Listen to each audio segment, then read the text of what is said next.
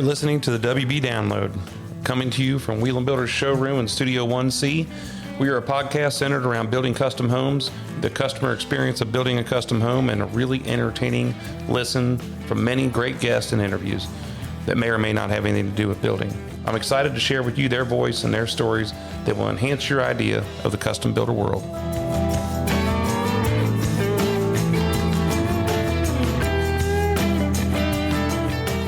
Well, hello everyone. Welcome once again to the WB Download. This is Jeff Whelan, president of Wheel & Builders, coming to you from Studio 1C here in Wheel & Builders headquarters in Westchester, Ohio.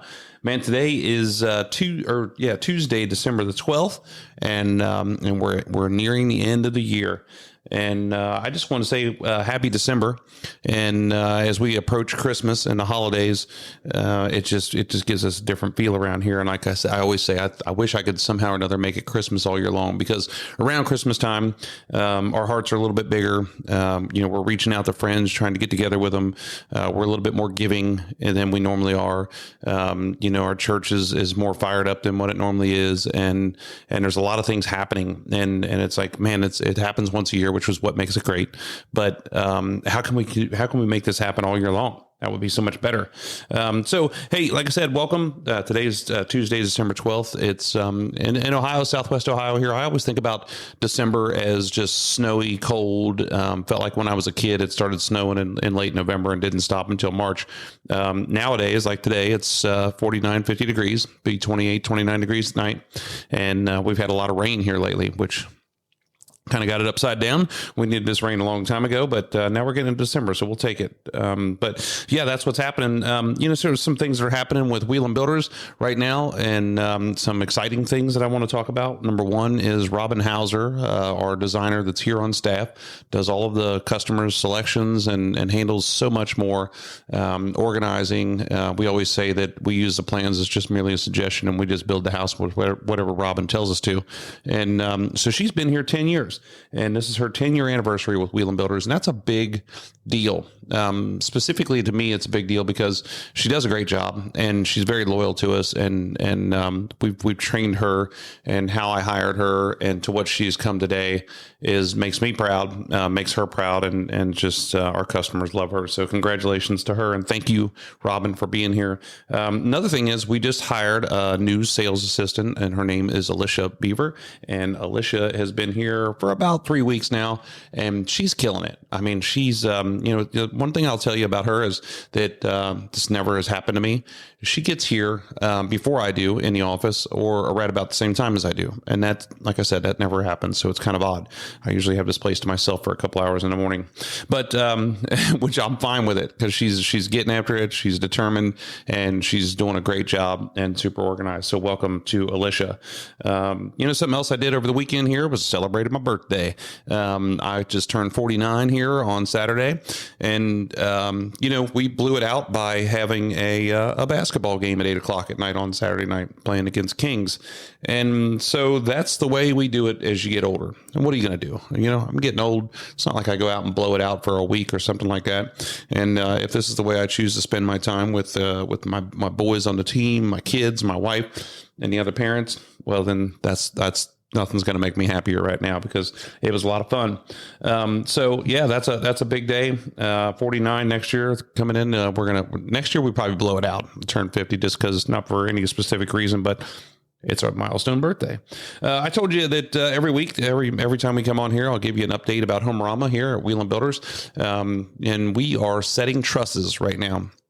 And the unique thing about our houses is that the trusses, when you get to the trusses, a lot of times when you get to the trusses on a house, you're pretty much wrapping up the framing and you're done with it. When you get to the trusses on our house, you still got a long way to go, because sometimes it takes as long to sheet the roof and set the trusses than it does to just frame the rest of the entire house, because they're very complicated roof systems, very large roof systems, and intense. So when I'm looking at it going, yeah, we're setting trusses, the carpenter's looking at it going, yeah, we're only about 50%. I'll say something about our trusses and our designs, our roof designs and our ceiling designs is I think I've said this before, but in our plans, if we have 3 floors, as far as a finished basement, first floor and a second floor, some of our houses have had 5 floors. We have pages that show the ceiling, the reflective ceiling plan in every one of those floors. So we have 3, 4 different pages that show just the ceiling details, and that's how complicated these things are. So that's what's happening out there. The other thing that we're doing on Homerama is we've been working on a name. Every one of our customers names their home, and we ask them to do that, and sometimes they ask us for their help and or for our help with them to do this, and it's a lot of fun. Again, it's not that big of a deal. I know it doesn't sound like a big deal, but it's another kind of milestone celebration thing that people get to do. It's fun. Just like when you get your new address, it's not that big of a deal, but it's something that sticks with you and you're like, it starts to hit home. Literally. So we've been naming the house. We haven't come up with a name yet, but we've had a lot of fun going back and forth with the owners, talking about what it's not going to be. That's more fun than what it's actually going to be. On the farm, my son Cody is in 4-H this year and first year doing it. And we've got a show steer that we're doing for the county fair. We've got a little heifer that we're going to take up there, and then also another feeder calf that we're going to take up there. But the show steer is a big deal because it's a junior fair, and that's what he's there for. We had our weigh-ins this past Saturday, so which means that you've committed, you're registered, and you are showing at the county fair. And so it's kind of a benchmark for us again for that. He's named his steer Bushwhacker, and we call him Bushy because he's got super. It's just funny because Bushwhacker was a rodeo bull, and that's why he named him Bushwhacker. He always wanted to do that. So Bushy's just he's killing it. The other thing is I just picked up a new cow a couple weeks ago, and I do not need any more cows, but I went up to support the Ohio Cattlemen's Association up in Zanesville. They have a sale up there every year, and we pulled some really good cows out of there that have done us really good, and this one's no exception. Simmental Angus cross cow. She's kind of got a white face. She's almost an identical twin to one of the first cows we bought this time around coming into the new farm, and the kids have decided to name her Katie. So it's Katie Cow, and Katie Cow is in quarantine right now for a couple weeks until, whenever you bring a new cow in from a different place, you want to make sure you quarantine her from the rest of the herd for a minute. And we're getting ready to move her back over in with the rest of the cows. So welcome Katie to the farm, and she's bred. She's going to have a baby in March. That's what's happening with us right now. One other thing I'll tell you that's happened also is that the Cincinnati Reds Findlay Market is calling us to get our parade entry ready. So that's how early this starts. And we've been thinking about it since last year, but we're ready to start designing and thinking about our parade float for the Cincinnati Reds opening day parade for 2024, which will happen in March also. And this is it's fun building it. It's pretty cool because we keep coming up with new ideas and working on it. But just the concept and the theme is the most difficult thing. So if anybody's got any ideas and anybody wants to lend a hand in that department, please reach out to me. I'd love to hear any kind of creative ideas that's more creative than I am. We always try and we center it around Findlay Market and the Cincinnati Reds, but we always try and incorporate it with something building somehow or another. And it seems to work out pretty good. The most creative idea, the better off we do, and the more fun we have. So today's guest, let's talk about today's guest. One more thing, I know I'm just rambling on, but one more thing I want to say is thank you to Dan DeStefano. I hope you all got to listen to that episode with Dan and I. Really, really good friend of mine. I'm really grateful that he was able to come on here and do this podcast with me. And I'm just, that's one of the things that makes this podcast so great is that I get to interview friends. I get to interview all these different people who I admire so much. And I get to learn so much more about them. So it's a lot of fun. Thank you, Dan, for being here. I want to talk about my guest today. My guest today is Brad Leavitt from AFT Construction. He is out in Scottsdale, Arizona. And the greatest thing about Brad and I's friendship is we don't know each other. We've never met. And we were introduced by a friend of mine named Dan Geis, who has Summit Custom Homes in Golden, Colorado. And you may know this because Dan Geis's name has been mentioned on the WB Download more than anybody else in the entire world. But Dan was nice enough. He met Brad somehow or another and through the years, and he called me up and he said, "Hey, you got to listen to this guy's podcast. You have to to call him up, and he hooked us up through email, and we started talking. So I was on Brad's podcast a couple months ago, and I called Brad up and I said, hey man, I really enjoy our relationship. I really admire him the more I learn more about him, and I wanted to have him on our podcast. So that's what we did. And so this is the first time we've ever interviewed where somebody isn't sitting in front of me. Every interview that I've done so far for the WB Download is in here in our office, in our studio, and we are looking face to face, having a conversation. So Brad and I did this over the phone.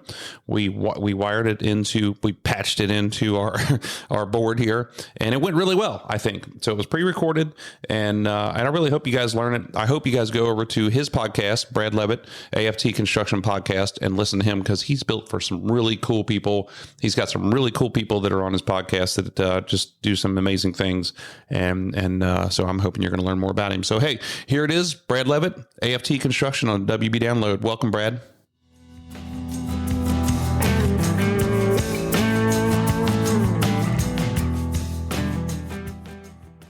Brad, welcome to the show. Thank you for having me. Excited to be here. I am too. So, this is crazy. I don't know you. and you and I got hooked up from a friend of mine in Colorado, Dan Geis, who's been mentioned on the WB Download more than anybody else in the world. And Dan owns Summit Custom Built Homes up in Golden, Colorado. He is a huge fan of yours. He hooked you and I up, and you and I did a podcast on your podcast several months ago. And since then I've been listening to you, I've been learning about you, and I've become a huge fan of yours. So, even though I don't know you, I feel like I do. Yes. I think that's the power of the media age, right? Is that maybe we're not day to day next to each other, Jeff, but there's other ways to get to know each other, and personality and business mindset and all those, everything that plays into it. I know it, man. I know it's crazy. So you are the first person that I've interviewed from long distance on the phone, and we are pre-recording this interview because we've got so many different things we're trying to balance out. But this is the first time I ever done this just over the phone, and I'm kind of a little bit nervous about it. There's normally people are sitting in front of me. I can see their, even when you and I did, you have a video on it, and you can see their facial reactions. You can see everything. And so I'm just like, I feel like I'm just kind of sitting here talking on my microphone, but it's cool. So again, thank you, man. I really appreciate it. So why don't you tell us a little bit about yourself? Like where did you grow up at, and where'd you go to school at, high school, college? What's your story? Sure. Yeah. So I grew up in San Diego, born and raised. My grandfather had 6 boys, retired from the Navy, and started an electrical company in there in San Diego. And all 6 of his boys, my dad being the youngest, became electricians of some sort, whether it was industrial or residential or commercial. And so I kind of, I just grew up in the trades. I grew up, my dad as a handyman, did all the repairs around the house. And because my dad was a union electrician and worked on some of the bigger projects in San Diego, of course, I, being in high school, couldn't go work for him. But his twin brother and his older brother took over my grandfather's residential and commercial company. So I grew up in the trades. I grew up as an electrician and worked on some amazing projects in Coronado and Rancho Santa Fe and La Jolla, some beautiful areas there in Southern California. And, I really enjoyed it. Part of me didn't enjoy it, but part of me did enjoy it. It's kind of one of those things as a kid, you're kind of rather be at the beach, hanging out with friends. But, I did appreciate the skills that I was learning. I just didn't know how important that'd be later in life. And, I decided to go to college and did construction management up at BYU up in Utah. And it's a great program, and was very fortunate. And over the summers when I was up at BYU, I'd go back to San Diego and intern. And over the summers, I worked for a fire alarm, fiber optic, and low voltage company. And we did a lot of work on the Marine and Navy bases. So, we worked in Coronado again, and worked at the Point Loma submarine base at Camp Pendleton and all throughout the area. And it's just a great experience kind of learning the trades. And then especially because college is geared to general contracting, more commercial than residential. And that took me to a job offer in Phoenix in 2005. And there, the rest is history. Worked doing production homes for my first year. I wanted to do custom. So year of production, got some experience with scheduling and mass production, and then went into a custom home building company that did hotels, commercial, and high-end residential. Worked there for about 5 years before leaving and started my company shortly thereafter. Wow, that's pretty cool. So BYU is Brigham Young, right? Yeah, correct. Brigham Young University there in Utah. Correct. What's that like, man? I've only heard about that and just have seen snippets of it. What's that like?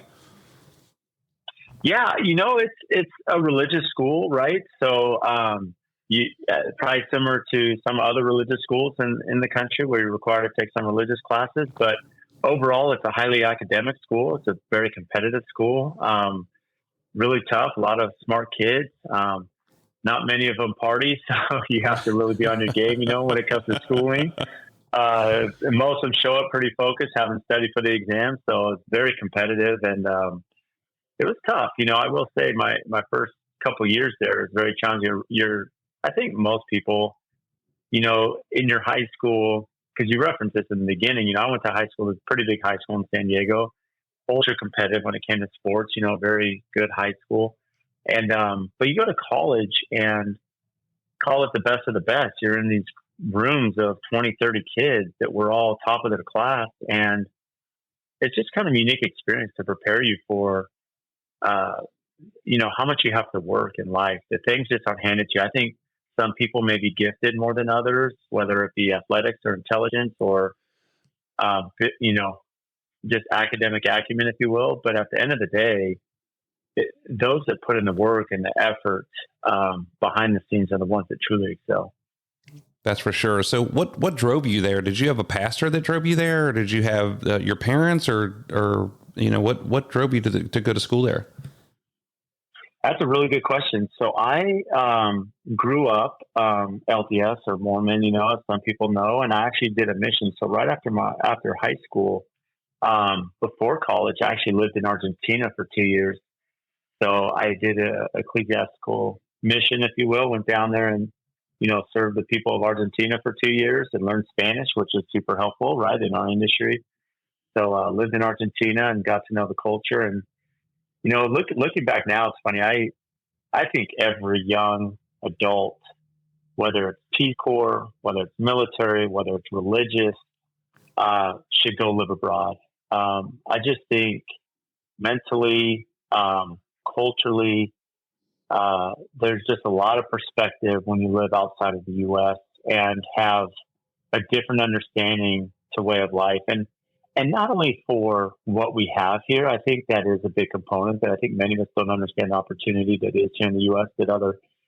Don't get me wrong, we have issues here in the United States, right? But the reality is there are challenges all over the world, right? But I think more importantly, a lot of life is relationships and being able to speak to people and communicate and empathy and understand them. And until you've lived in a different culture, speaking a different language, understand that people they have a different perspective than we do. And there's a reason why. This is how they're born and raised. And so I just think perspective is something that a lot of us fail to have, whether it's just life, communication, business, and so essentially to answer your question, Jeff, I know I'm kind of long-winded here, but yeah. I love it. Part of that was after my mission in Argentina, I went to BYU. I mean, I'm still active in, the Christian faith today. So, that was part of it. That's really cool, man. I wasn't expecting to learn that about you. And I agree with you. That's really cool to go abroad. I mean, I did one of my internships in Southern Missouri, so that's like the same thing as going to Argentina. I mean, that's living abroad, if you know. but that's really cool. And I think that you're right. I mean, with my pastor at our church is always trying to get me to go to Cuba with him so we can see that mission down there. And I've got a million reasons why I'm not going, and really I need to just go, just like you said. I mean, just to learn and see the other side of things, and that's a whole different experience, So I appreciate that about you, and of course I didn't. There's so much that I don't know about you, and I'm learning so much, and I'm just like sitting here smiling the whole time listening to everything you're saying. So how about? I mean, so you say competitive. Did you play sports in high school and in college at all?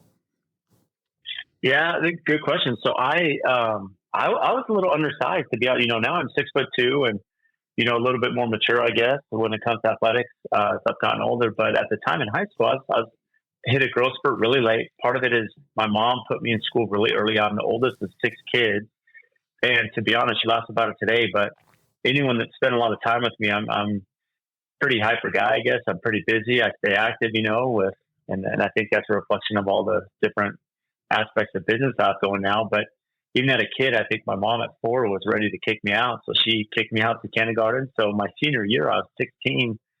So as a boy at a very competitive high school, Wow. a lot of athletes, I was pretty undersized being a 16-year-old as a senior. I turned 17 my senior year. So, but to answer your question, I actually did cross country and track in high school. So cross country, pretty straightforward. Track, I did the mile, the 2 mile, and the high jump. High jump was probably my best sport, best event, I guess you could say, and started focusing on that my senior year because ended up winning the conference in high jump. And then when I went to sectionals, lost right away because it's pretty competitive in San Diego. A lot of athletes there as well. But later I started really getting into basketball and football. And, I had some friends that played for the basketball team up at BYU at Brigham Young. And so they'd bring me on occasion to go play with the team. And, now it's pretty, I'm still active. Last night I played basketball. I played in a couple city leagues here in Phoenix still. And basketball is a big part of my life. And of course, golf now that I've gotten older. So.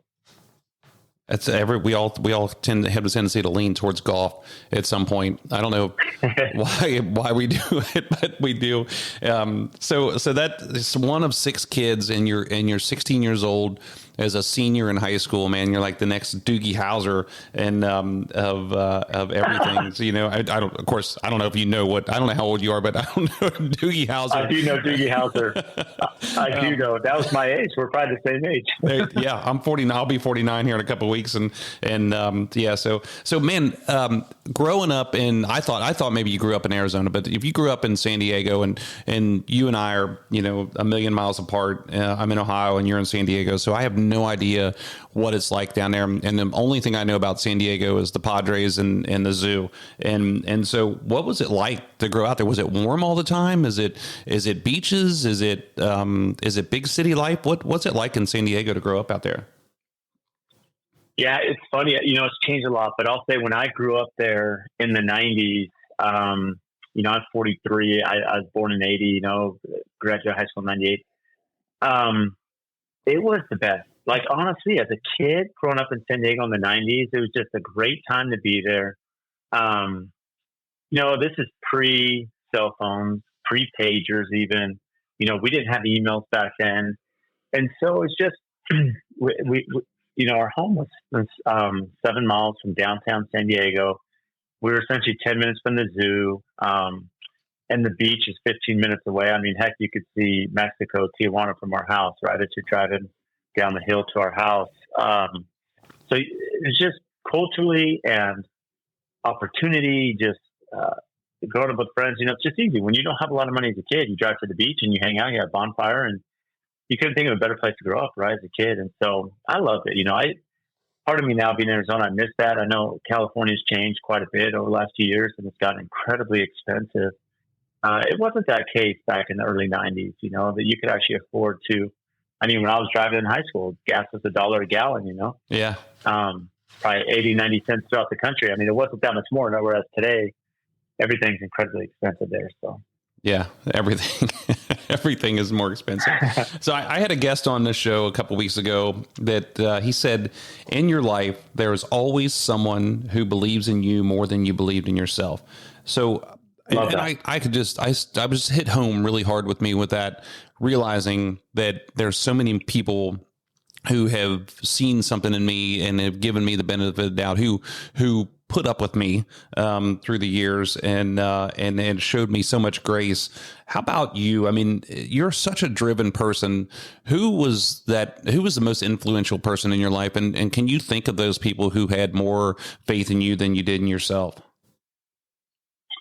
Yeah, there's a philosophy I live by that essentially you're saying, Jeff. I think true leaders see not who you are, but who you can be, right? And I think that's important for us as business owners with the people we hire, with those that we communicate with daily, family members. And so to that point, I think there's a few. I look at my dad. I spoke about my experience in Argentina. I had when you're in Argentina as a 19-year-old kid, there's essentially called a pastor, a leader, a mentor that kind of oversees you to make sure you're safe, right, for those 2 years you're down there. And so he was a very successful business owner. that was living down there for 3 years, managing us kids. And he was the one that taught me that true leaders see who you can be and not where you are today. And I think fast forwarding, I had my business mentor right when I finished, before I started my company, Dave Clark, who passed away last year. I was at a pretty low point in my life in 2011, and he saw something in me, invested in me, and here I am today. And I have to credit that a lot of the reason I'm here today is because of him giving me that opportunity. And sometimes you just, as you mentioned, Jeff, you need someone that believes in you, gives you that opportunity, and then it's up to us to make the best of it. For sure. So that's, I just wonder all the time, you a lot of times you enjoy the presence of somebody because you have a mutual respect for each other.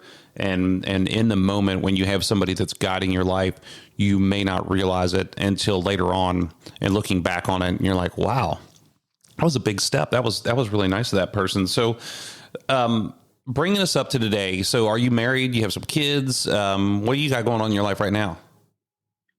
Yeah. So I have 6 kids as well. I'm married.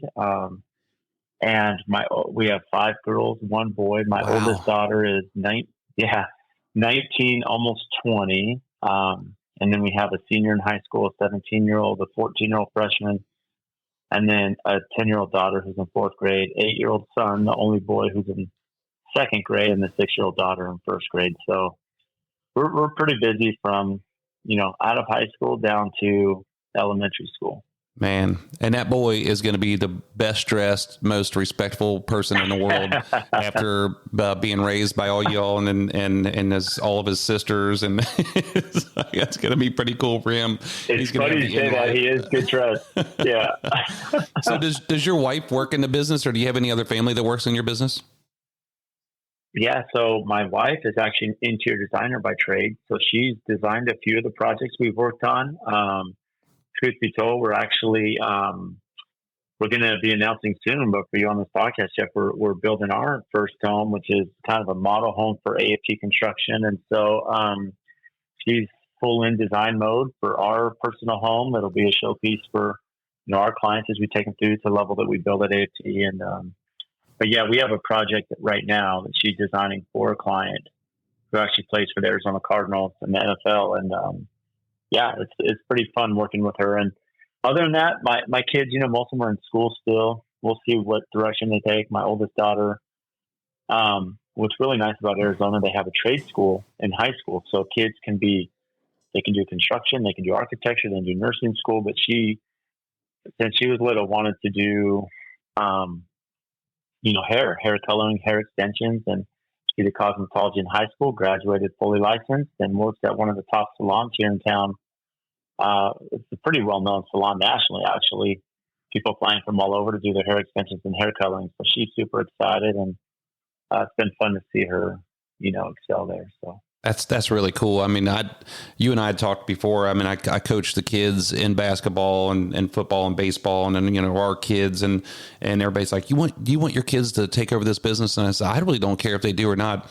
One of the coolest things I think that I can see out of all of these kids is the next step, and where this life leads them, and watch them go through this journey.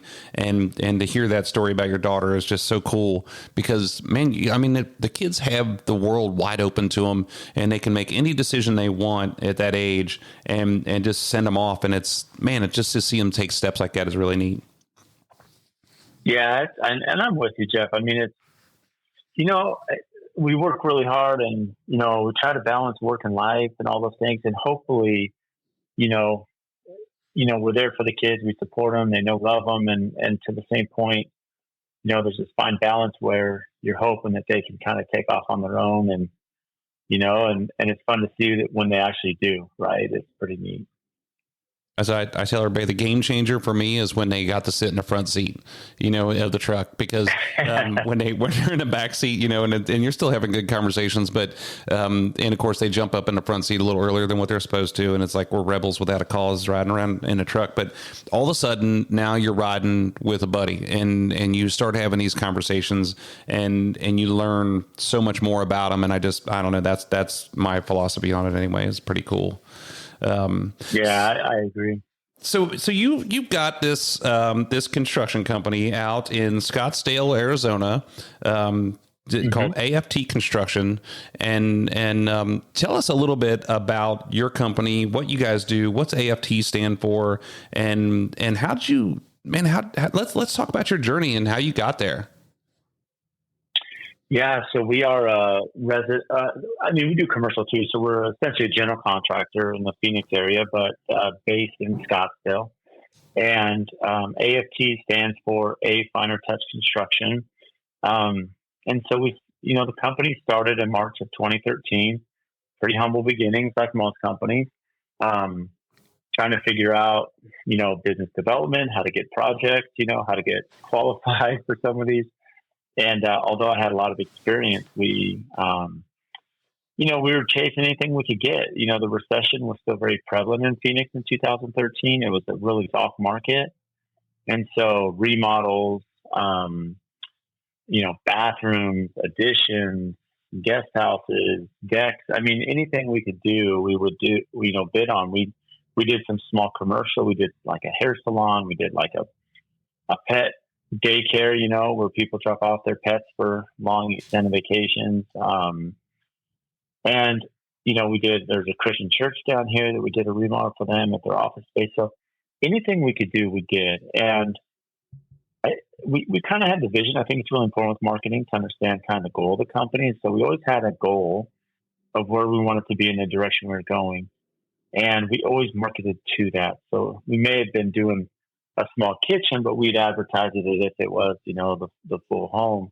And again, not to mislead the customer, just be shot. We didn't have a lot of exterior shots, we'd have a lot of interior shots, but we'd use those on social media. And essentially we would show the quality, the detail, the craftsmanship, the site cleanliness. And it just started to build. And then we got our first custom home, and, that fortune was nationally published. And then you get your next one, and you get your first net zero project, which we've done, Pro Builders Home of the Year. And now we have other net zero projects. And so it's just a stepping stone. And of course, with the economy, with social media, with, all the work we had done, we definitely had a big growth, in the last few years.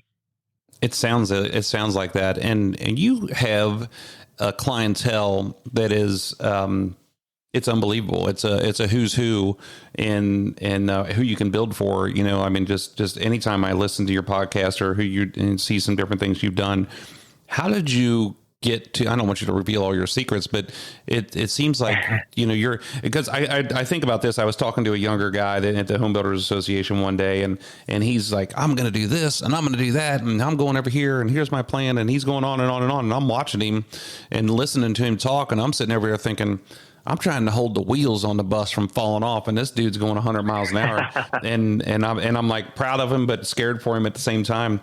How do you make these decisions, and how do you get to that point where you've got that client base, and what did it just sort of happen, or did you directly aim for it? Great question. I think we aim for it, but at the same time, you have to walk before you run. And, I think I've been fairly level-headed, throughout the process to understand. I think patience is the biggest understanding. It's easy to look online or at what someone else is doing to compare ourselves. That's probably the one negative aspect of social media. But I think it's really important to look at that. Everything's different for each of us depending on what opportunities are present, but how do we make the most of them? And so we knew where we were going. And I think for me, I just always had a drive and a focus to the direction of the company. And if, roadblocks would come up and, items, I always tell my team, right, every issue is an opportunity to succeed, right? That, it's really important that these experiences, we use them, we leverage them, we learn from them. And so I think it's just this relentless pursuit and drive of kind of the direction we're going and being patient in the process. And fortunately, now we're at a point where, we've done some, call it trophy homes, a home with, 20, 30,000 square feet with a lazy river, with baseball field, trampoline barn, very complex design issues. And fortunately, we have a team. And I think to answer that question a little bit as well, Jeff, is that a lot of people ask, well, when's the right time to hire, right? So you get that job and then hire. And I think that's always backwards. I think you have to invest in your people.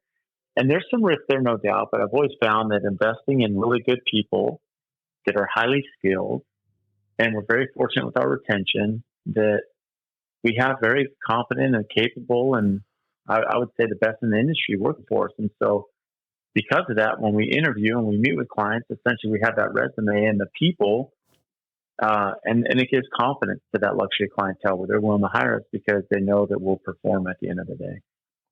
That's really, really cool to hear you say. I think about our list of customers that we've had that we built for, and I'm always like, and I'm not always like this, but I think to myself, I'm like, man, I've never gotten to build for this person. I've never gotten to build for a ball player. I've never gotten to do this. But then I break our customers down and I look at it and I'm like, but you know what? I got to build for this person and they were the coolest person in the world. And I got to build for this people and we built a house, finished it last year. And we got done with the walkthrough and I wasn't expecting it. We're kind of busy, and walking through this thing and we got to the end of it and the lady said, hey, I just wanted to tell you. And she starts telling me that the prayers that she's made for us and the things that she was saying in that moment, and she was so deep, and her and her husband are kind of tearing up.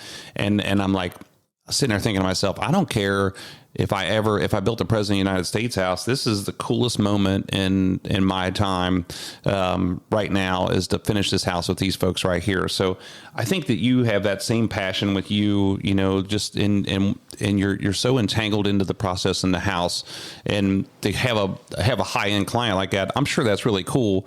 But you focus on your customers too. Is that a fair assessment?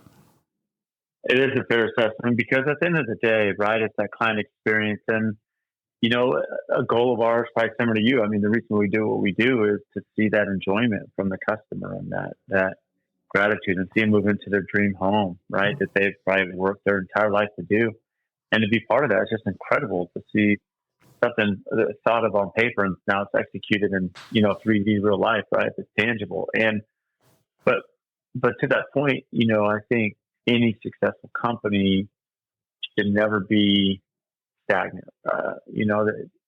They should never be, just happy with where they are. I think they should always be looking to advance their customer experience, their brand, their process, their system.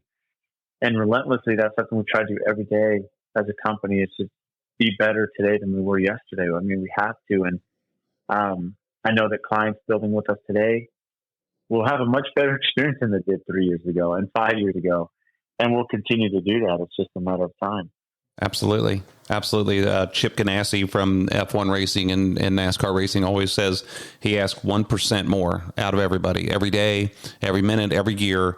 Just imagine what you could do with that 1% more, 1% more. Just give me that 1% more effort. I think that you and I had talked about, you read the, is it the Ideal Team Player, where you're hiring on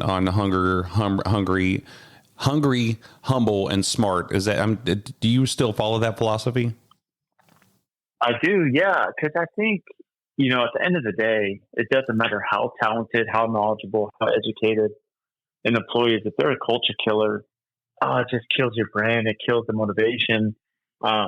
It's really hard to inspire and motivate your team when you have, call it a cancer in the company. I think, there is value to experience, and there's value to work ethic, of course, and there's value to those that can integrate into the company and want to be a team player and want to learn and, essentially want to collaborate with other team members. And so I think, the ideal team player, I mean, you just have to find people that fit that mold, and then opportunities endless, for you as a brand. For sure. And I think that we use it. I love the story, because it's about a construction business and stuff, but we use that in every interview that we do and put that on them, put our core values on them. And hopefully it brings that team together and drives them to be great. I mean, and we're all here for our customers. I mean, that's the only reason why we're here, is for our customers in our company. So that drive, I mean, what drives you to do this every single day? And I think about, when I was telling a guy a couple weeks ago that I look at a guy like Dusty Baker, who's sitting in the dugout at the World Series. He's been there for 115 years, and literally, and but he's still in it. I mean, he's still fired up, and he's still just got this drive and passion for the game. How do you keep that in yourself? I mean, we're not nearly as old as that, but do you see that continuing on, and how do you keep that in your loins? That's a really good question, Jeff. And I think everyone's motivated differently. Success is defined differently for everybody. I think for me, I'm just a highly competitive person. I really am. Anyone that knows me, I'm extremely competitive at everything I do. They may not see it, but internally, I'm always looking to just the biggest competitor of myself, right? And I don't really compare myself to others. I just, to myself compete. But I think more importantly, I look at, I have 6 kids. I have a long ways to go raising them. They're super important. My employees are our family members. I look at all of my 23 employees and their families who I love dearly, and I greatly care about my people and want to take care of them. And I think there's a legacy aspect too. I know how hard it was for me starting my business, how hard it is today to run my business. And so, the podcast that I do, the Contractors Coalition Summit that we teach, and, all these different speaking engagements and venues and, industry events are really important, because I think that it's really important that other builders at least have a roadmap of how they can be successful. Now, there's still a grind, and there's still the steps you have to take, but I just would love to leave, a legacy of some sort for my children to live up to. I feel that my father and mother did that for me, and I'm trying to live up to my last name and legacy. And so I think part of that's just inherent and natural, to me individually. I a lot of what you're saying, I resonate with. I feel like sometimes I want to quit the fight, and it gets to you when you're running a business like this, and it's tough to find people who can understand what you're going through, and you kind of get down on yourself. And then of course, you meet with a customer, and it's a new deal, and you get fired up again, and you get excited, or, an employee has a baby, or gets married, or, something great happens, and it kind of brings you back around. And that I see what you're saying about bringing all that together. It's crazy what we go through. I always say, I'm surprised. This doesn't have much to do with it. I always say, I'm surprised we're not bipolar as builders. We've got to be up, and you got to be down, and you got to be sideways, and you got to go all over the place. And that drive for your legacy is probably something that keeps you going. That's pretty cool. I think bipolar is interesting real quick, is because I think just life as an entrepreneur is somewhat bipolar. The ups and downs, it's just incredibly complicated, and it's just tough to be an entrepreneur. I have a friend of mine who was a commercial builder, and he built the Paul Brown Stadium, his company built the Paul Brown Stadium here in Cincinnati, and they built a lot of significant buildings across the United States, and big jobs. And I talk to him all the time. He's got a farm, I got a farm. We became friends a long time ago. And if I ever start complaining, he has this very subtle way of telling me to shut up. And the other day I was saying something, and he said, he goes, I live in a neighborhood with attorneys and accountants and doctors and people like that. And he said, every single one of them have to get up every day and find new customers. Every single one of them have to get up every day and figure out how to make payrolls and balance the books and do this and that. And I'm like, well, thanks for listening.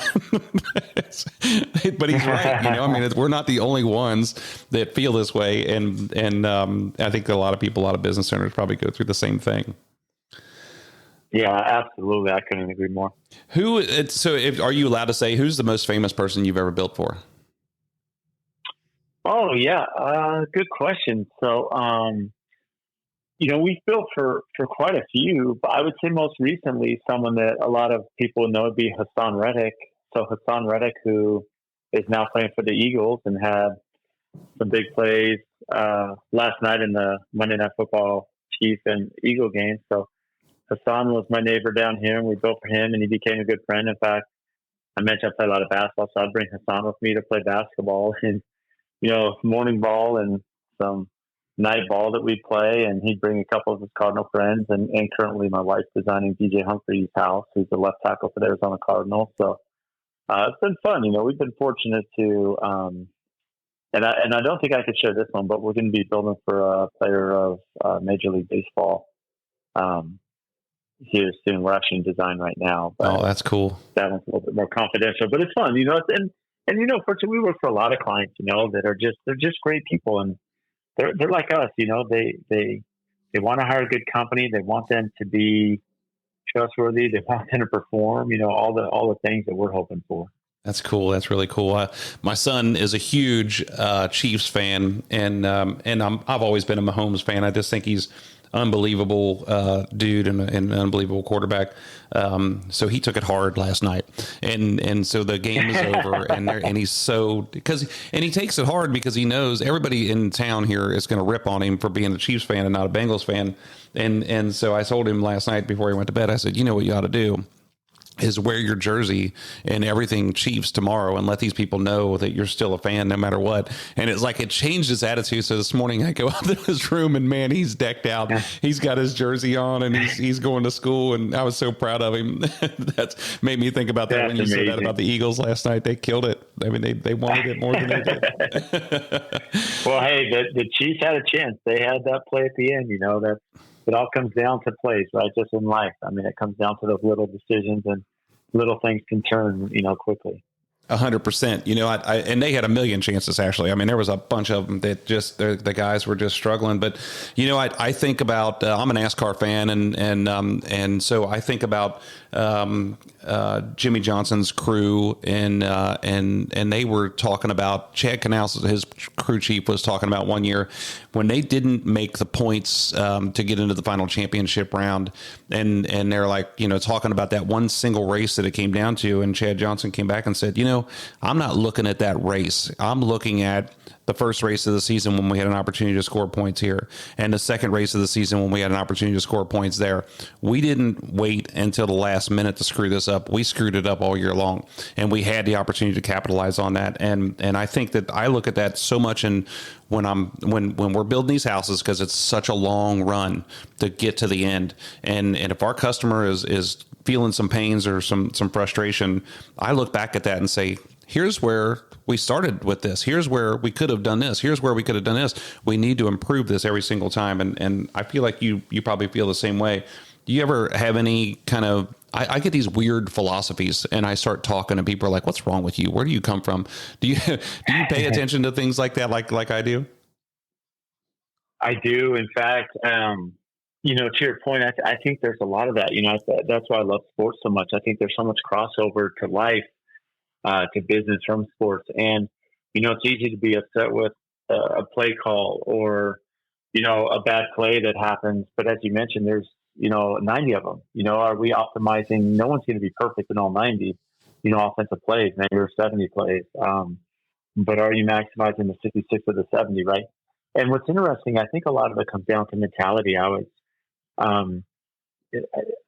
heard an interview with a golf psychologist, and he works with a lot of pro golfers. And what's interesting about golf is the normal golfer, probably like you and I, Jeff, if we go out and we play our best round that day, let's say, we shoot like a 78 or something, and we're like 6 over par, and we're sitting there thinking, dang it, I had 2 shots out of the stand. I missed the fairway, on 13. I 3-putted on 17. Like I could have shot like 75, but I only got 78. And you're thinking about the 3 mistakes or the 4 mistakes you made out on the golf course that day. He said what's interesting about those that are highly successful at the highest level of golf, they don't even think about the 2 shots out of the sand. They're looking at it like, I just drained a 60-foot putt. I went up and down from this impossible angle, around the green. And I always thought that was interesting because when I had played golf, and again, I didn't play golf growing up. It wasn't until my later years, but I'm always thinking about the mistakes that were out there as opposed to only looking at the positive things that happened. And there's so much correlation to business that I think many of us, as you mentioned, we may have had a tough customer and that tough customer, that tough project can drain us. But are we focusing on the negative things that are happening around us each day, or are we focusing on the wins we had that day and the wins we had this week and this month and this year, and consuming ourselves? I think human nature is inherently negative, and how do we find ways around that to be positive? You couldn't have said it better, and I feel that way a lot. That you have to find the positives every day, and because, like I said, we were talking about, you get beat down, and I had this conversation, these bedtime conversations with my kids, and if they've had a bad day, and it's easy for me to sit there and say, well, let's talk about the good things, let's talk about the good things, and I don't do that with myself enough to sit there and say, I need to look at what was good out of this day and not look at all the bad things out of this day, and that would be really, really helpful. So let's switch gears a little bit and think about you're in a Builder 20 group, is that right? I am. Yep. The best thing ever. and I feel the same way. And you and I talked about this on your podcast, and I love it. I get so much out of it. It's through the National Association of Home Builders, and it's a group of other builders that you essentially have as your board of directors, and we all know everything about each other personally, most of the part, and business wise for sure. And down to every little detail, we take some serious criticism from each other. It's unbelievable the amount of kinship that we have that's in that group, and camaraderie. Tell me about your experience in your group. How long have you been in there, and what's the biggest benefit you get out of it? Yeah, I joined my group, I think 5 years ago, 4.5 years ago.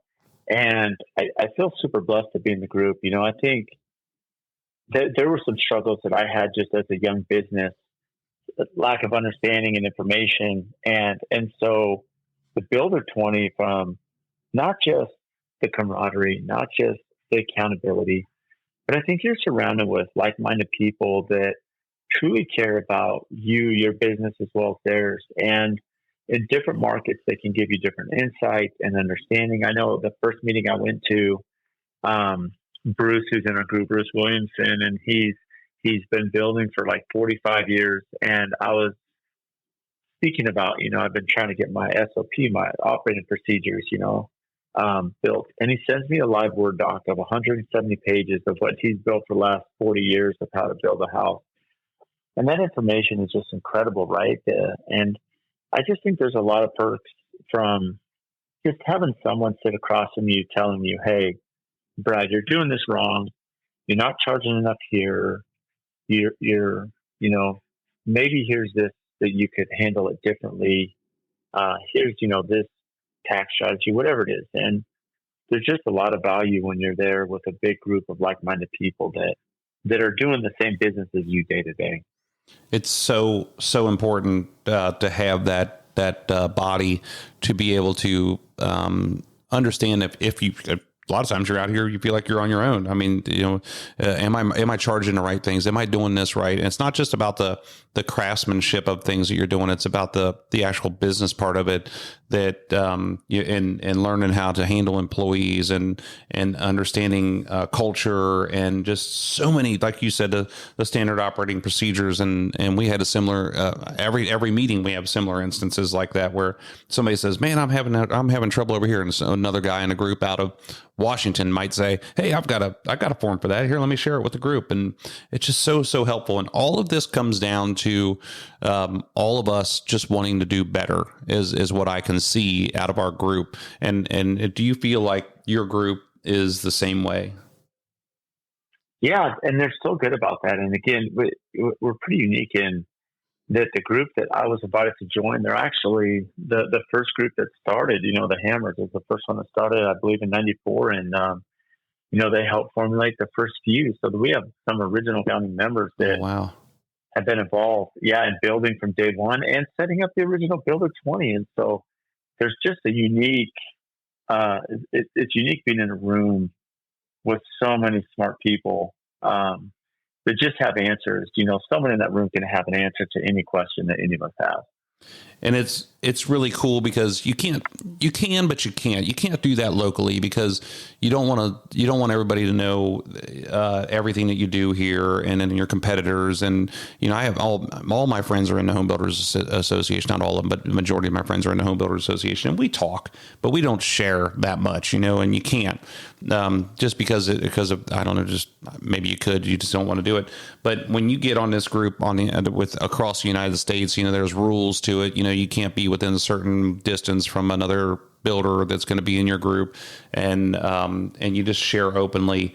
It's so helpful to be in that group, man. I can't tell you, I can't say enough about it. To be in that first group, the Hammers, man, they've been around forever, so that's really cool too.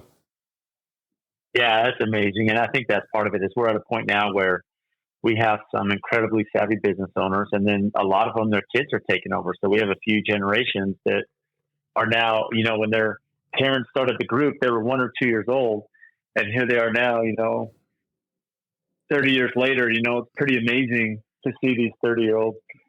That's really They grew cool. up going to Builder 20, when they're little toddlers. That's really cool. So do you guys have speakers and you guys get to tour? Because we do a financial speaker in the spring, and then we'll maybe do a different speaker in the fall. But the coolest part of being in the Builder 20 group is we every one of the members host the meeting twice a year. So in this spring, we're going to, I think it's Wilmington, North Carolina. And in the fall, we're going to Golden, Colorado. And you get to tour those people's product. You get to see how their town. I mean, you just get to explore. We go places that I would have never gone before in my life. And do you feel the same way? I mean, I bet you get to see some really cool stuff. Yeah, in fact, we were just in Michigan from one of our builders who builds there in Michigan, and Traverse City, and it was super incredible, right, to see a different building method and see the projects and the wins and losses, if you will, that they're dealing with similar to us, and so going to these areas that you probably never go and see different building methods and products and practices, you're like, hey, this would be great for my region, and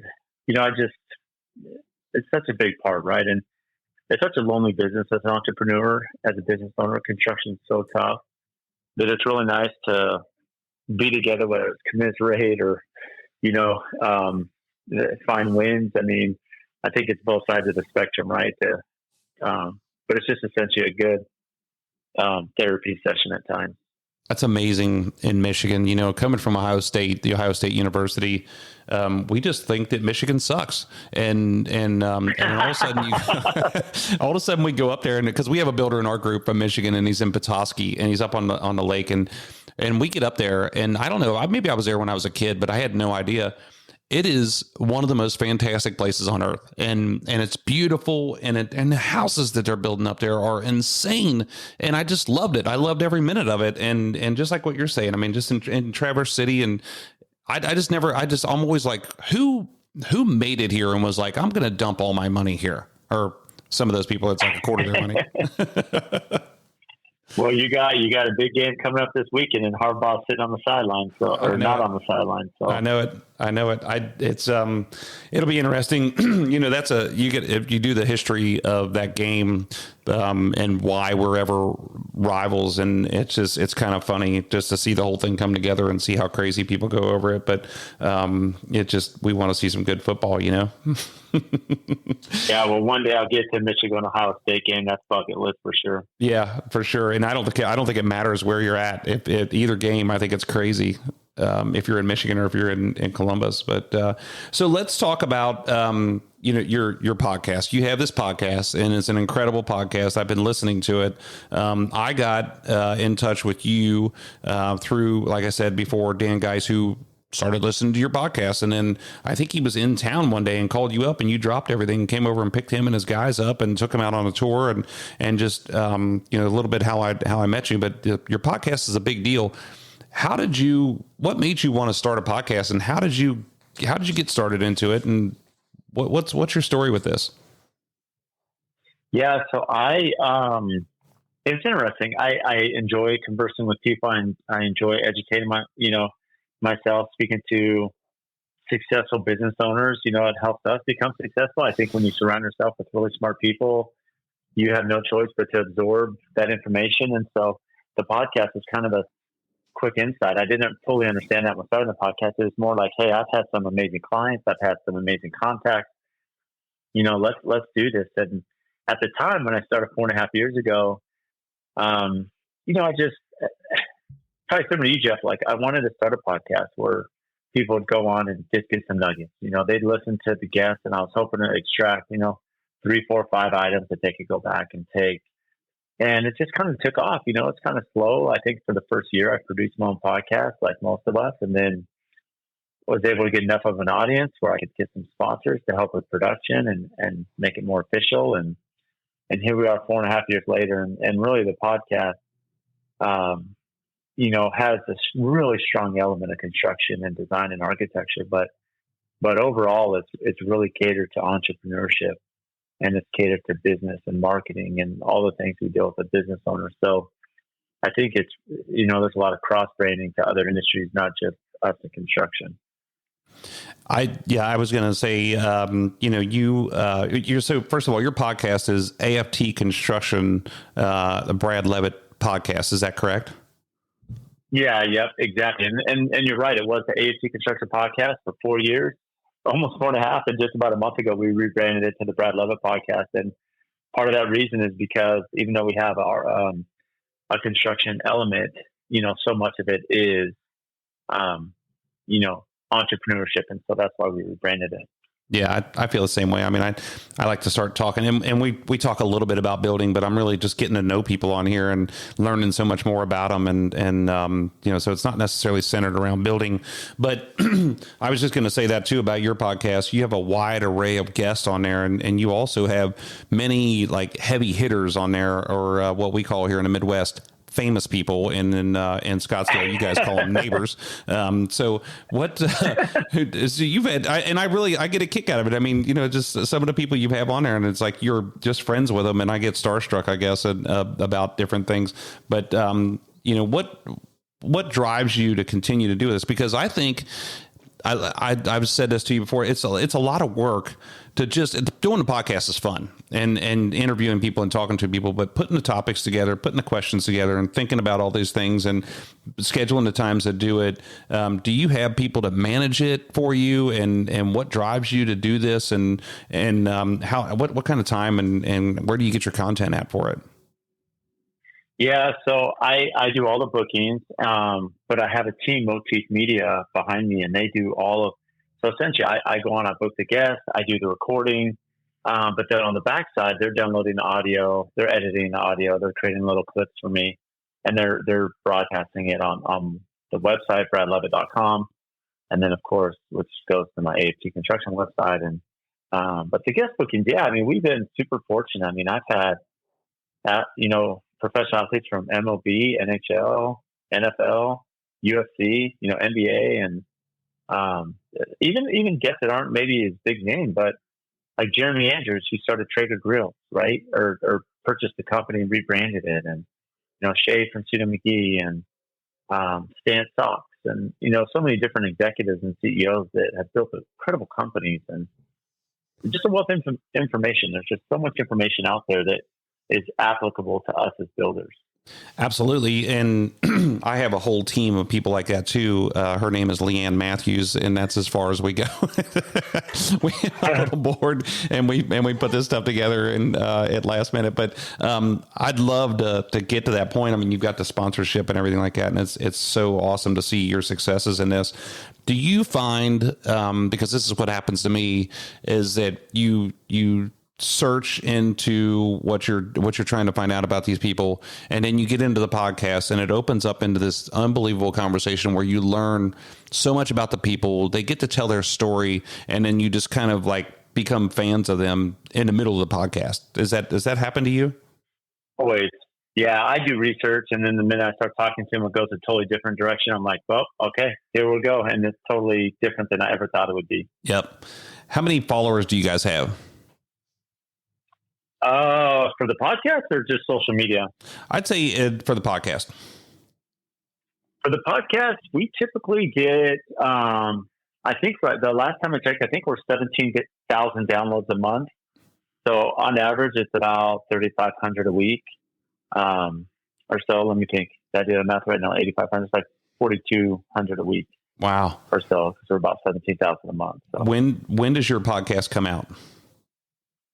Every Sunday at I should say every Sunday at 4 p.m. Eastern. Okay. And it's live once a week. And I haven't missed a week in 4.5 years. I think that's part of it, consistency. So 4 p.m. Eastern on Sundays. And that way, Sunday evening or Monday morning when you're starting the week, you can hopefully have it. And I keep them all about an hour. So then that way, it's kind of a good amount that someone can listen to it, maybe driving to and from work one day, Yeah. So do you get a lot of people that ask you to be on the podcast? Like, hey man, I could be on your podcast, because I get tons of people, and especially the guys that work for us and are friends of mine, are like, yeah, I'll come on your podcast. And I'm just like, listen, man, I hate to break it to you, but nobody wants to sit here and listen to you and I talk. We've got to have some substance to it. Do you get a lot of that? Yeah, absolutely. We have people pitching all the time to be on, and you have to be real selective, to make sure it fits the audience and the content. That's cool. So as we wrap up here and we come to the end, how long do you want to do this? Do you see yourself working like an old builder till you're 100, or do you have a retirement? Do you want to do something different besides building houses? What's your goal, and where do you see your life as you leave from today? For me, no doubt. I want to continue in the business, and as the business grows, I think there'll be more opportunity for team members to take more leadership roles and ownership, if you will. And so this is something that, again, I have young kids. I'm going to be around, so I don't see myself going anywhere anytime soon, and we'll be here for the long haul. So my role may be different down the road. What do you do for fun? So I play golf. I'm busy with my kids. We're going to be sneaking out to Disneyland for Thanksgiving this year with my wife's family. So kids, just spending time with the kids, and work and basketball and golf. Just try to stay pretty active. And I've gotten into the cold plunge like many others. So as of July, I've been cold plunging every day, which is fun. Yeah. That's we were just talking about putting one of those in one of our houses, and I have no interest in that. I hate being cold. Do you ever want to be a speaker at the IBS show for the NHB, or have you ever been? Yeah, actually, I have. Yeah, I think the last 3 years I've spoken, and this year I'm on the lineup as well. So I'll be speaking in Vegas if anyone wants to say hi this year. Yeah, that's really cool, man. That's really cool. I've enjoyed this so much, talking to you. Like I said, I don't know you, and we've never met, but I feel like I do. And I've become a fan of yours, for a while now, and just have this admiration for you and all that you do. And man, like I said, I just can't thank you enough for taking your time, being on here, for all the things you do with your family, with your company, and for the industry. You're just a great person. So thank you very much for doing all that. Well, appreciate you, Jeff. I can't thank you enough for having me on. No problem. We'll catch up soon. Hopefully we'll be at the IBS show, or just in general in between, man. Again, enjoy your holidays, and thanks again for being here. Awesome. Sounds good. Thank you. All right, everybody. That's Brad Leavitt with AFT Construction here on the WB Download.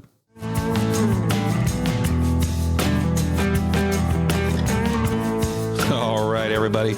Wow, what a great interview. What a great person Brad is.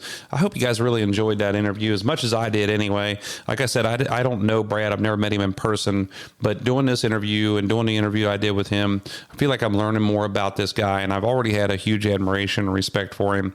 And after this interview, I have even more. So I'm really looking forward to meeting him in person, growing our relationship, and just a couple things that really I didn't know. I knew about him. I know he's a builder, but knowing about his family life, but knowing I didn't know he grew up in San Diego.